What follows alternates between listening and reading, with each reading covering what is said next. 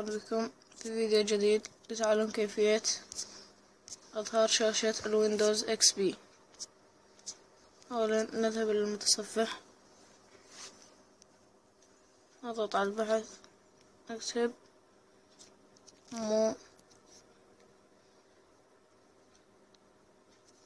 موبو جيني.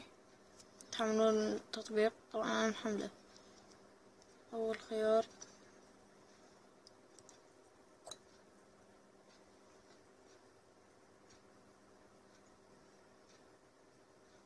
طبعا تحملوه، أنا محمله. ورا ما تحملوه هذا تدخلون عليه،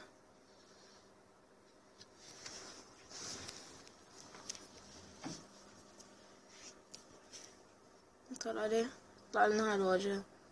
ندخل على البحث، نكتب اكس بي مود لانشر. ورا ما نكتب يطلع لنا هذا، شوفوه.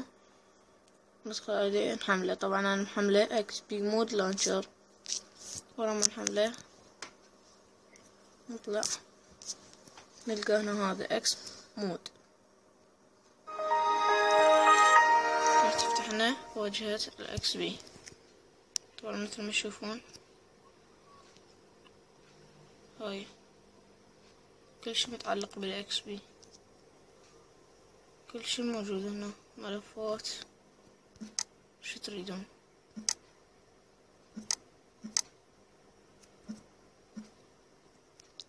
وشكرا على متابعتكم، ولا تنسوا وضع لايك، وشكرا.